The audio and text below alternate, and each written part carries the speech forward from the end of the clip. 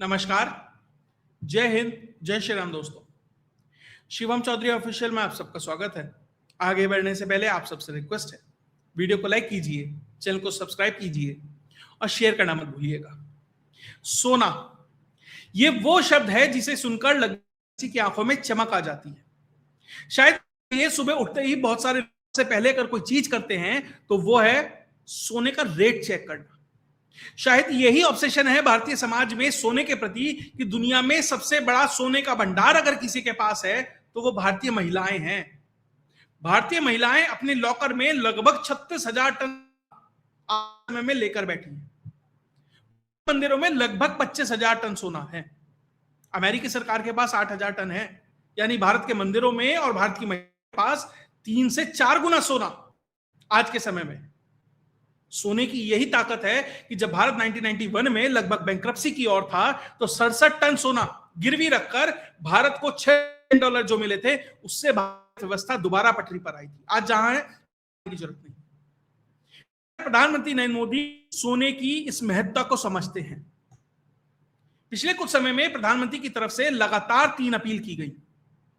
पहली, कम से कम petrol diesel का इस्तेमाल कीजिए, जितनी जरूरत हो उतनी कीजिए, क्योंकि वो हमें डॉलर में खरीदना पड़ता है। और जिस तरीके से ईरान और अमेरिका के बीच में जो युद्ध हो रहा है, पेट्रोल डीजल के जो दाम बढ़ गए हैं, जो सप्लाई लाइन डिस्टर्ब हो गई हैं, उसकी वजह से कम बाहर जाए, उसके लिए हमें अपनी खपत पर कंट्रोल करना है। दूसरा, जो खाने का तेल है, क्योंकि वो भी बहुत बड़ी मात्रा में बाहर से आता है, वो भी डॉलर में खरीदा जाता है, तो उसलिए कहा गया कि उस पर भी कंट्रोल कीजिए। और तीसरी चीज प्रधानमंत्री की तरफ से कही गई, सोना, 1 साल तक सोना मत खरीदिए, ये अपील की गई। तो बहुत सारे लोगों ने मीम बनाने शुरू कर दिए। मीम का बाजार गर्म हो गया, हंगामा मचाना शुरू कर दिया कि देखिए भारतीय अर्थव्यवस्था इतनी कमजोर हो गई है कि अब हम सोना भी नहीं खरीदना। प्रधानमंत्री ने अर्थव्यवस्था को कहां पहुंचा दिया है। भारत अपना सोना ज्यादातर इंपोर्ट करता है। देखिए, जो कारण तात्कालिक रूप से बताया गया, क्योंकि भारत दुनिया का दूसरा सबसे बड़ा खपत करता है और ज्यादातर इंपोर्ट करता है साउथ अफ्रीका से, स्विट्जरलैंड से, दुबई से। तो डॉलर में पेमेंट करना पड़ता है, वो डॉलर बाहर ना जाए। गोल्ड एसेंशियल कमोडिटी नहीं है, इसके बिना काम चलाया जा सकता है और गोल्ड और डॉलर को बचाया जा सकता है। ये एक बहुत महत्वपूर्ण या कहीं नंबर 1 कारण था। लेकिन प्रधानमंत्री नरेंद्र मोदी ने इस आपदा में अवसर भी ढूंढा। उन्होंने यह प्रयास किया कि जो पिछले कई दशक से भारत में एक सिंडिकेट काम कर रहा है इस पूरे गोल्ड नेटवर्क में, और कुछ खास फैमिलियां, कुछ खास राजनीतिक परिवार इस सिंडिकेट का किस तरीके से इस्तेमाल कर रही हैं, उसे तोड़ने का भी समय आ गया है। डॉलर तो बचाना ही है, गोल्ड के इंपोर्ट को कंट्रोल करना है, गिरते रुपए को उससे बचाना। और अभी आगे ये भी बताऊंगा, जो ऐसा नहीं है कि सिर्फ ये है कि भैया प्रधानमंत्री ने कह दिया सोना मत खरीदो और काम चल जाएगा, लेकिन उसके लिए ऑल्टरनेटिव क्या तैयार किए जा रहे हैं वो भी बताऊंगा। लेकिन पहले कि किस तरीके से इस आपदा को अवसर में बनाया गया कि ये तो करना ही है, इसके साथ साथ उस सिंडिकेट को भी तोड़ना है जो कई राजनीतिक परिवारों को चला रहा है, उसके लिए फंडिंग जुटा रहा है।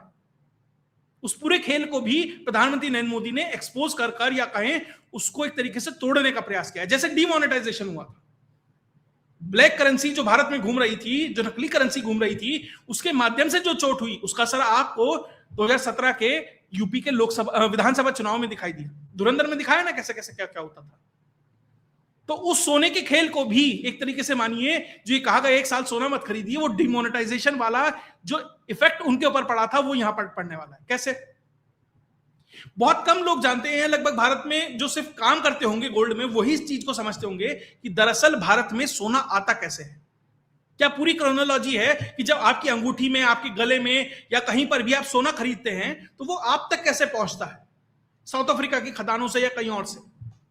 दरअसल वो सोना वहां पहले माइन होता है, उसके बाद वो सोना या तो स्विट्जरलैंड जाता है रिफाइन होने के लिए, या दुबई जाता है, उनके मार्केट में जाता है, और फिर वहां से भारत इंपोर्ट करता है। और सोने का रेट तय होता है लंदन बुलियन एक्सचेंज से, यानी बुलियन एक्सचेंज भी बाहर है, सोने का रेट भी हम नहीं तय कर सकते, मार्केट भी हमारा नहीं है। अब आप कहेंगे चलिए मान लो दुबई से लाना है, तो जितने ज्वेलर हैं आपके यहां, जो जितने भी 5, 7, 10 बड़े नाम आपको पता होंगे, भैया वो लेके आते होंगे। नहीं, वो नहीं लेके आते, वो ला भी नहीं सकते। भारत में मात्र 17 बैंक ऐसे हैं जो विदेश से सोना खरीद सकते हैं। कोई राम कुमार ज्वेलर या कोई टाइटन वाला, कोई ये वाला, कोई वो सब नहीं खरीद सकते। वो 17 बैंक ही सोना खरीदेंगे इस दुबई से या स्विट्जरलैंड से। उसमें 15 बैंक ऐसे हैं जो सोना भी खरीद सकते हैं और चांदी भी खरीद सकते हैं, और 2 बैंक ऐसे हैं जो मात्र सोना खरीद सकते हैं। जो सोना चांदी दोनों खरीद सकते हैं वो है Axis Bank, Bank of India, Federal Bank, ICICI, Yes Bank, Deutsche Bank, HDFC, IndusInd, Indian Overseas Bank, Kotak Mahindra, Karur Vysya, PNB, RBL, State Bank of India, Industrial and Commercial Bank of China. ये वो 15 बैंक है जो बाहर से सोना चांदी दोनों खरीद सकते हैं अगले 3 साल तक। ये 1 अप्रैल को लिस्ट जारी हुई है। उसके अलावा 2 बैंक है, यूनियन बैंक ऑफ इंडिया और स्पर बैंक। ये 2 बैंक सिर्फ सोना खरीद सकते हैं। अब ये बैंक सोना खरीद के लाते हैं, उसके बाद ये सोना भी छोटी छोटी दुकानदारों को नहीं जाता। ये कहां जाता है? ये 50-60 के लगभग बड़े बुलियन डीलर हैं जो मात्र साउथ मुंबई में बैठते हैं। आप ये मानिए 60 में से लगभग 55-56 लोग वहीं पर बैठते हैं। ये पूरा सिंडिकेट है, और ये सारा सोना सिर्फ ये 50-60 लोग खरीदते हैं। बैंक कहता है अरे साहब हम इतने लोगों को बांटने जाएंगे, इतने लोगों को देंगे, फिर उनसे पैसा लेना है, ये करना, बड़ा झंझट है, बड़ा सिस्टम बड़ा खराब है। हम कुछ लोगों को ये अपने हिसाब से बांटते रहेंगे। एक तरीके से होलसेलर है या डिस्ट्रीब्यूटर हमने अपने ये घोषित कर दिए हैं कि यही पूरे देश में काम चलाएंगे। क्यों भाई? क्योंकि ये सिंडिकेट तैयार किया गया पिछले कई दशकों में। क्योंकि गोल्ड में जिस तरीके से बड़ा मार्जिन है और उससे जो पैसा जनरेट होता है वो कई बड़े राजनीतिक घरानों को सपोर्ट करता है, और वो राजनीतिक घराने इन सिंडिकेट को सपोर्ट करते हैं। महाराष्ट्र में एक सस्ता चाणक्य है, दिल्ली में बैठा हुआ एक परिवार है। ये वो लोग हैं जो इस बुलियन मार्केट को कंट्रोल करते हैं, जिन्होंने इसे तैयार किया, खड़ा रखा, मजबूत बनाया, ताकि ये लोग ही तय करें पूरे देश में कि सोने का भाव क्या होगा। आज 1 लाख है, कल 1.5 लाख होगा, कल 2 लाख होगा, फिर 1.37 हो जाएगा, फिर 1.20 हो जाएगा। जो वोलेटिलिटी है ये लोग तय करते हैं। इंटरनेशनल मार्केट से तो तय होता ही है, लेकिन भारत में भी एक प्रीमियम होता है, वो ये लोग तय करते हैं। और ये लोगों को संरक्षण मिलता है जिन लोगों से, वो इसके लिए ये सारा का सारा खेल होता है। अब ये देखिए मुंबई का अंडरवर्ल्ड कैसे खड़ा हुआ। सबसे पहले गोल्ड स्मगलिंग हुई, वहां से पूरा का पूरा खेल होता है। वहां से जो पैसा जनरेट होता है, भारत पूरे मुंबई में रियल एस्टेट आता है, बहुत सारी चीजें आती हैं, फिल्म इंडस्ट्री आती है, तब जाकर पूरा का पूरा ये एक तरीके से माफिया वहां पे खड़ा होता है। सबसे पहले गोल्ड स्मगलिंग से शुरू हुआ। दाऊद हो, हाजी मस्तान हो, हर कोई गोल्ड से शुरू हुआ है। और यही वो लोग हैं, ये 50-60 लोग हैं जो तय करते हैं। क्यों करते हैं भाई? यही क्यों करें? तो प्रधानमंत्री को आपदा में अवसर दिखाई दिया। उन्होंने कहा 1 साल सोना मत खरीदो। अगर 1 साल सोना नहीं खरीदेंगे, मैं जिस शहर में रहता हूं उसके बराबर में है, वहां हर महीने लगभग 1400 करोड़ रुपए की ज्वेलरी का व्यापार होता था। आज मात्र 100-150 करोड़ के आसपास रह गया है। यह हालत है प्रधानमंत्री की अपील की। तो इन लोगों के पास जो अथाह भंडार पड़ा हुआ है सोने का, जो इन्होंने बैंकों से दिया है, जो इन्होंने सोचा, क्योंकि यही लोग हैं जो तय करते हैं कि क्या दाम होना है अगले 2 दिन, 4 दिन, हफ्ता भर। इन्हें अंदाजा रहता है कि लगभग गोल्ड किस दिशा में जा रहा है, कोई बड़ा अंतरराष्ट्रीय फेरबदल ना हो जाए। तो जो इनके पास सोना पड़ा है, अगर डिमांड ही नहीं होगी तो फिर क्या करेंगे? इनके ऊपर लायबिलिटी होगी, जहां से पैसा उठाया होगा, जिन लोगों ने इन्वेस्टमेंट किया होगा इन लोगों में, जिन नेताओं ने इन्हें पैसा दिया होगा कि भैया सोने के खेल को करो, उस सोने से जो पैसा आए वो हमें दो। वो सवाल पूछेंगे कि भैया 6 महीने हो गए पैसा दिया है, क्यों नहीं आ रहा है? वो साहब कहेगा साहब सोना ही नहीं बिक रहा है। सोना नहीं बिक रहा है तो इन जैसे सिंडिकेटों को तोड़ना शुरू किया जाएगा। आपदा में अवसर इस तरीके से ढूंढा कि मात्र ये 60 लोग ही, और प्रधानमंत्री को यह बात 2014 से पता है, पहले से भी पता होगी, लेकिन वो अवसर ढूंढा जा रहा था। और वो अवसर जब मिला तो ये सुनिश्चित किया गया कि ये जो पूरा सिंडिकेट है वो तोड़। इसीलिए अब भारत अपना खुद का बुलियन एक्सचेंज है। लेके आ चुका है already. India international bullion exchange है गिफ्ट सिटी में। अब वो तय करता है कि गोल्ड रेट क्या होंगे। धीरे धीरे इन लोगों की मोनोपोली तोड़ी जा रही है। जो 15-17 बैंक है जो बीच में है, इनको बाईपास किया जा रहा है। डायरेक्ट आप एक्सचेंज पर जाइए, वहां ट्रेड कीजिए, वहां से सोना खरीदिए। वहां पर जो इंटरनेशनल फाइनेंशियल सर्विस सेंटर है, एक जगह है, वहां पर डिजिटल गोल्ड आपके खाते में आएगा। उस डिजिटल गोल्ड को लीजिए और फिजिकली उसे कन्वर्ट कराइए और आपको गोल्ड मिल जाएगा। और जो 50-60 ये ठेकेदार बैठे हैं, ये डिस्ट्रीब्यूटर बैठे हैं, या ये होलसेलर बैठे हैं, आप जिस भी तरीके से आप इनको मानकर चलिए, वो संख्या बढ़ने वाली है। अब बुलियन एक्सचेंज में जाइए, सोना खरीदिए। अभी भी वहां खैर ऐसा नहीं है कि खरीद सकता है, क्वालिफाइड जो ब्रोकर हैं वही खरीद सकते हैं, लेकिन वो संख्या बढ़ाई जा रही है। और वो इसलिए जरूरी है कि ये सोने का खेल किस तरीके से होता है। आप इस बात से समझिए, एक छोटा सा अभी स्कैम हुआ है। वो इतना छोटा स्कैम है कि स्टॉक मार्केट का अब तक का सबसे बड़ा स्कैम है। राजेश एक्सपोर्ट एक कंपनी है जो साहब गारमेंट्स एक्सपोर्ट करती थी। अब उसने क्या किया, वो गोल्ड में घुस गई। किसी कोई कारण तो होगा ना, कोई लिक्रेटिव बिजनेस होगा, कोई फायदा हो रहा होगा, इसलिए गोल्ड में घुसी है। उसने जाकर दुनिया की सबसे बड़ी रिफाइनरी स्विट्जरलैंड में एक्वायर कर ली।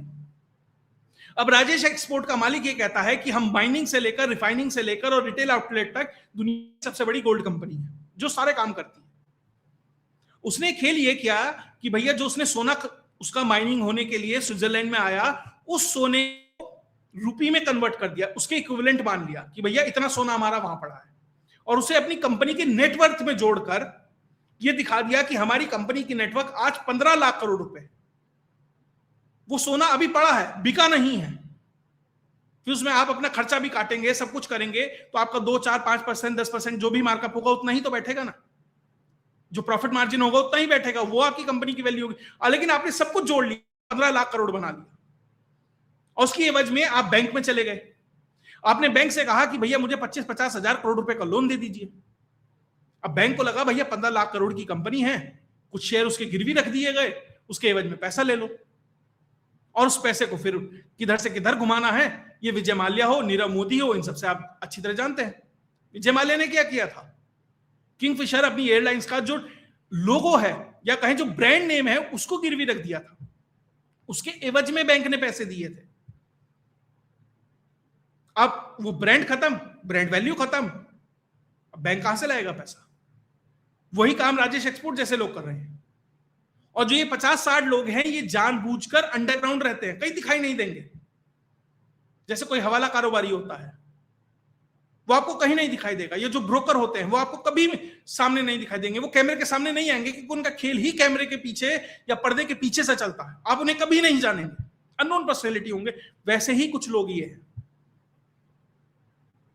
और वो पूरे के पूरे देश में सोना कैसे चलेगा, किस रेट पर चलेगा, डिमांड एंड सप्लाई किस तरीके से मेंटेन की जाएगी, ये वो लोग तय करते थे। और उससे जो प्रॉफिट आता था, उससे दिल्ली की राजनीति हो, महाराष्ट्र की राजनीति हो, ये सब कुछ चलती थी। जैसे डिमोनेटाइजेशन में चोट लगी, तो आप देखिए मायावती को सबसे ज्यादा चोट लगी थी 2017 में। सपा सरकार का क्या हुआ, सपा कहां गई, सपा हवा हो गई, क्योंकि उसी पैसे से वो सब फंडिंग होती थी। मैं ये नहीं कह रहा इन पार्टियों को होती थी, लेकिन उस पैसे का बड़ा खेल उस पूरी राजनीति में था। वही खेल सोने का है भारतीय राजनीति में। सोना और रियल एस्टेट, सोने पे चोट लगी है। अब ये लोग बैठे बैठे कंगाल होंगे, इनके पास जो स्टॉक है वो नहीं बिक रहा है या कम रेट पर बिक रहा है, दिक्कत परेशानी आ रही है, तो दिक्कत होने वाली है। ये सबसे बड़ी चोट प्रधानमंत्री नरेंद्र मोदी ने इस पूरे के पूरे जो सिंडिकेट के ऊपर की है। ये पर्दे के पीछे जो खेल हुआ है, जो दिखाई नहीं दिया, वो है ना, जोर का झटका धीरे से लगता है, वो वाली स्थिति है। ऊपर से आप अपना खुद का एक्सचेंज लेकर आ रहे हैं। इसके अलावा अब प्रधानमंत्री ने कह तो दिया 1 साल सोना मत खरीदिए, लेकिन भैया एक फ्री सोसाइटी है, डेमोक्रेसी है, हर किसी को हक है चीजें करने का, लेकिन उसके भी ऑल्टरनेट किए जा रहे हैं। पहला, भारतीय सरकार का जो सोना विदेशों में रखा हुआ था, सरकार उसे वापस लेकर आ रही है। अब तक जितना सोना रखा गया था उसका लगभग 70 से 80% सोना भारत सरकार ऑलरेडी वापस ला चुकी है। बैंक ऑफ इंग्लैंड हो या फिर बैंक ऑफ रीसेटलमेंट स्विट्जरलैंड हो, उससे भारत सरकार अपना एक बड़ा चंक ऑलरेडी भारत वापस ला चुकी है।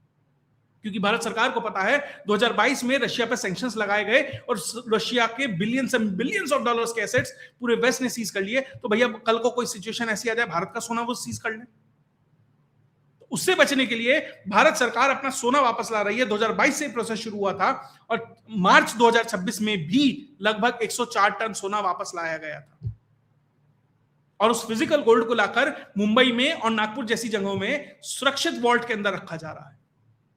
यानी सरकार जो अपना सोना है वो भी सुरक्षित कर रही है। उसके अलावा आपने ये तो कह दिया कि बाहर से सोना मत लाइए, लेकिन पब्लिक को तो फिर क्या हो, तो भारत में एक्सट्रैक्शन हो, भारत में ही सोना निकले, इसके भी प्रयास हो। आपने देखा होगा पिछले 2-3 साल में भारत सरकार पेट्रोलियम हो, रेयर अर्थ हो, अलग अलग मेटल्स हो, लिथियम हो, गोल्ड हो, उसके एक्सट्रैक्शन पे बहुत ध्यान दे रही है। अब तक सरकारें बचती थी क्योंकि भारत उस स्थिति में नहीं था कि अंतरराष्ट्रीय जो सिंडिकेट है, जो मोनोपोली करता है, भले ही तेल में हो, गोल्ड में हो, फूड में हो, कहीं पर भी हो, भारत उन्हें परेशान नहीं करना चाहता था। लेकिन भारत खनिज से भरा हुआ, संपदा से भरा हुआ देश है। कभी अफ्रीका का हिस्सा था भारत? अफ्रीका में अगर खनिज तेल के भंडार हैं तो जब भारत की भूमि वहां से टूट के एशिया में आई तो भैया वो सब तो अपने साथ ही लेके आई होगी ना जमीन के नीचे। भले ही लाखों करोड़ों साल पहले हुआ हो, लेकिन जमीन तो वही है ना। तो तेल के बार बार अब समझ आता है कि वहां तेल निकल गया, वहां लिथियम आ रहा है, वहां गोल्ड आ रहा है। उसी कड़ी में अभी आंध्र प्रदेश में गोल्ड निकलता है, कर्नाटक में निकलता है, जबलपुर से बात आती है कि वहां पर भी सोना निकल रहा है। यहां तक कि बिहार के जमुई में भी 222.88 मिलियन टन सोने के रिजर्व्स पाए गए हैं। तो गोल्ड एक्सट्रैक्शन को भारत में बढ़ाया जा रहा है, गोल्ड भारत का जो रखा है उसको भारत लाया जा रहा है, और भारत में जो मोनोपोली करता है उनकी कमर तोड़ी जा रही है। और भारत में सोने का रेट भारत के हिसाब से तय हो, भारत की डिमांड सप्लाई के हिसाब से तय हो, इसलिए भारत में बुलियन एक्सचेंज बनाया जा रहा है। शायद तीसरा बुलियन एक्सचेंज है अपने स्तर का जो पूरी दुनिया में, जो भारत में बना है। लंदन की जगह अब भारत की गिफ्ट सिटी से यह तय होगा कि भारत में सोना किस दाम पर, किस रेट पर और किस तरीके से बिकेगा, और ज्यादा से ज्यादा प्लेयर इसके अंदर आए ताकि ज्यादा डेमोक्रेटिक हो, ज्यादा कॉम्पिटिटिव हो और लोगों की मोनोपोली से हाथ है उससे कहीं बाहर निकले, ये प्रयास किया जा रहा है। तो सरकार पर्दे के पीछे जो खेल कर रही है वो शौक नहीं देना चाहती, लेकिन सिस्टम को सुधारने की तरफ जो प्रयास है वो जरूर किया जा रहा है। खैर, इस पर और जो डेवलपमेंट आएगी वो भी आपके साथ लेकर आता रहूंगा। अगर आपको ये वीडियो विश्लेषण अच्छा लगा तो वीडियो को लाइक कीजिए, चैनल को सब्सक्राइब कीजिए और शेयर करना मत भूलिएगा। जय हिंद।